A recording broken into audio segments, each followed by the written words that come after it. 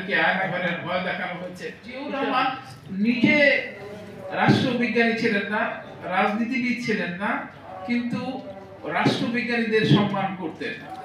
তিনি তিনি তিনি পার্লামেন্টে দাঁড়িয়ে বলেছেন যে কোথায় সেরা শিক্ষা।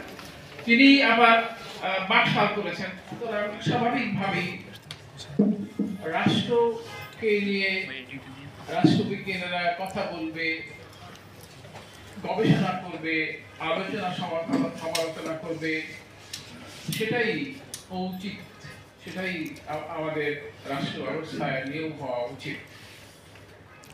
কিন্তু এটা দুর্ভাগ্যের বিষয় যে বাংলাদেশ রাষ্ট্র ব্যবস্থায় রাষ্ট্রবিজ্ঞানীদের অবদান, রাষ্ট্রবিজ্ঞানীদের ভূমিকা, রাষ্ট্রবিজ্ঞানীদের যথার্থ স্থান একেবারেই নগণ্য। এমনকি পেশাগতভাবে অর্থনীতিবিদদের একটা অর্থনৈতিক সমিতি আছে, তারা মাসে না হলেও বছরে বছরে তারা অর্থনীতির উপর সমালোচনা করে, বাজেটের আগে বা পরে একটি সংবাদ সম্মেলন করে। অর্থাৎ আমি বলতে চাচ্ছি পেশাগতভাবে তাদের দায়িত্ব তারা পালন করে, চেষ্টা করে। কিন্তু আমাদের বাংলাদেশে আপনি কখনোই কি শুনেছেন যে রাষ্ট্র সম্পর্কে বা নির্বাচনের আগে বা নির্বাচনের পরে রাষ্ট্র বিজ্ঞানীরা রাষ্ট্র ক্ষমতাবানদের পরামর্শ দিয়েছে, তাদেরকে সুপারিশ জ্ঞাপন করেছে? এরকম কোনো ঘটনা বাংলাদেশে ঘটেনি। অথচ আপনারা সবাই জানেন যে যারা উন্নত রাষ্ট্রের ধারক এবং বাহক, তারা রাষ্ট্রবিজ্ঞানীদেরকে ক্ষমতায়িত করে, রাষ্ট্রবিজ্ঞানীদেরকে তাদের আশেপাশে উপদেষ্টা হিসাবে, তাদের নিরাপত্তা বিশ্লেষক হিসাবে তাদেরকে মনোনয়ন দেয় এবং তারা সেইভাবেই সম্মানিত বোধ করে।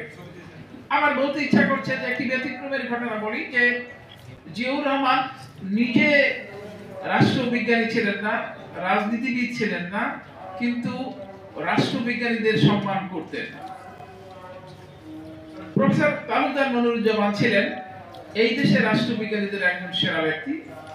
জিয়াউর রহমান যখন আলজিয়ার্সে জোট নিরপেক্ষ সম্মেলনে গেলেন, তখন ঢাকা থেকে আলজিয়ার্স পর্যন্ত তাকে পাশে বসিয়ে রাষ্ট্রবিজ্ঞানের কথা শুনেছিলেন।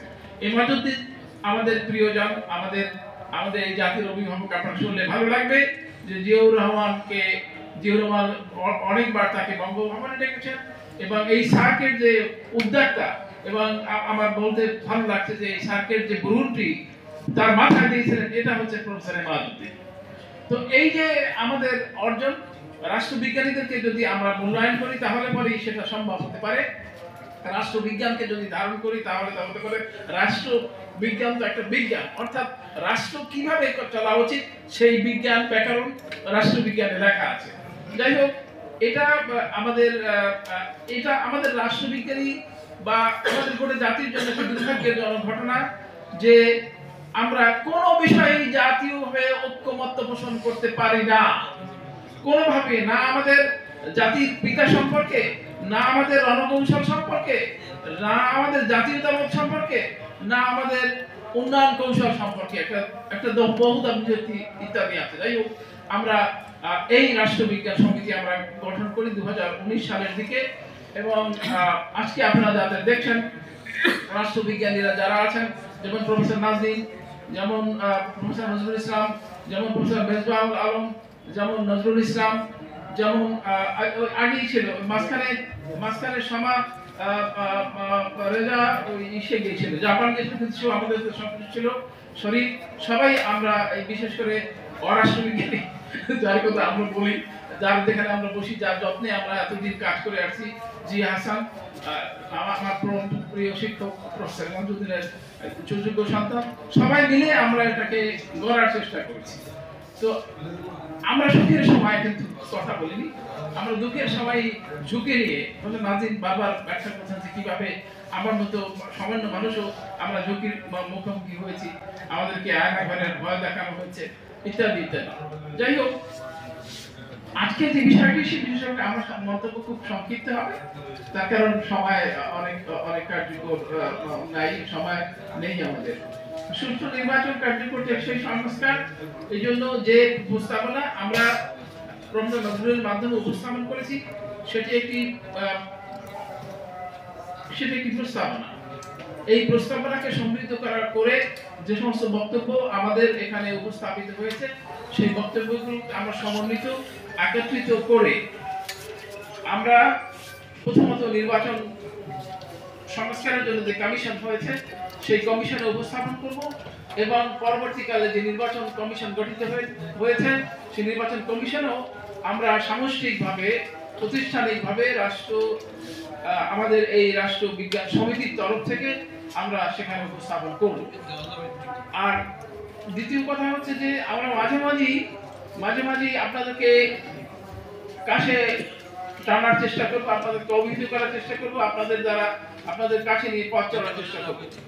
আমি সংক্ষেপে একটা সামগ্রিক কথা বলি, অর্থাৎ সবাই আমরা বুঝি যে নীতিগত বিষয়টি খুব গুরুত্বপূর্ণ, অর্থাৎ নির্বাচন ব্যবস্থা, নির্বাচন কৌশল, নির্বাচন নীতি, প্রক্রিয়া ইত্যাদি বিষয়গুলো গুরুত্বপূর্ণ, যেটি প্রফেসর নজরুল ইসলামের ভাষায় এখানে প্রচিত হয়েছে এবং সেগুলো গুরুত্বপূর্ণ। সেই সাথে আপনাদের সাথে একথা মনে করি যে ব্যক্তি এবং ব্যবস্থা পরস্পর জড়িত। ব্যক্তি যদি গণতান্ত্রিক না হয় তাহলে পরে ব্যবস্থাটি গণতান্ত্রিক হলে সেটি কার্যকর হয় না। এটা আমরা গত আমাদের যে সংবিধান, বর্তমান যে সংবিধানটি আমরা দেখলাম সেই সংবিধানটি কিন্তু বলা হয়েছিল যে পৃথিবীর অন্যতম ভালো সংবিধান, যেটাকে মৌলিক অধিকার নিশ্চিত করা হয়েছে বারবার, কিন্তু সেই মৌলিক অধিকার যারাই এটাকে শুরু করেছিলেন আওয়ামী লীগের লোকেরা, সেটাই তারা লঙ্ঘন করেছেন। অর্থাৎ তারা ভালো কথা বলেছেন, ভালো কথা বলেন, মন্দ কাজ করেন। তো ব্যক্তি যদি ভালো না হয়, অর্থাৎ ব্যক্তির মন এবং মানুষ যদি গণতান্ত্রিক না হয়, তাহলে পরে সেটি এই শাসনতন্ত্রে যতই লেখা থাকুক না কেন ভালো কথা সেটা কার্যকর হবে না। ঠিক একই অবস্থা আপনারা দেখলেন যে প্রফেসর আমাদের অগ্রজভূতির সচিব শেখ মোতাহার হোসেন বললেন যে কত বিষয়, কত নানাভাবে কত ছোট জিনিস নির্বাচন ব্যবস্থাকে ব্যাহত করতে পারে। সুতরাং আমাদের ব্যবস্থা পরিবর্তনের সাথে সাথে আমাদের মন মানুষ গণতান্ত্রিক হওয়া দরকার। একজন শেখ সাহেব গণতন্ত্রের জন্য 23 বছর নাকি সংগ্রাম করেছেন। তিনি পার্লামেন্টে দাঁড়িয়ে বলেছেন যে কোথায় সেরা শিক্ষা, তিনি আবার বাকশাল করেছেন। সুতরাং একজন শেখ হাসিনা গণতন্ত্রকে নাকি ঘরে ঘরে একেবারে পৌঁছে দিয়েছেন এবং আপনারা দেখছেন তিনি কি কর্ম, কি কূটকৌশল প্রণয়ন করে বাংলাদেশের মানুষের জীবনকে, মানুষের সম্পদকে, মানুষের সম্মানকে বিনষ্ট করেছেন। সুতরাং আমাদেরকে এই প্রক্রিয়াগুলো, অর্থাৎ নৈতিক জীবন যাপন করার জন্য, পরিশুদ্ধ জীবন যাপন করার জন্য একে অপরকে সাহায্য সহযোগিতা করা, একে অপরকে বলা এবং রাষ্ট্র ব্যবস্থার মাধ্যমে এমন একটি প্রক্রিয়া গ্রহণ করা যাতে রাষ্ট্রবিজ্ঞানে বলি সোশ্যালাইজেশন করছে। অর্থাৎ এই যে বাংলাদেশে এখন চোরটা গুন্ডাপান্ডা বাটপার বদমাইশি ভরে গেছে, এটা বড় একটি কারণ হলো যে আমাদের রাষ্ট্র ব্যবস্থাই এর পক্ষে।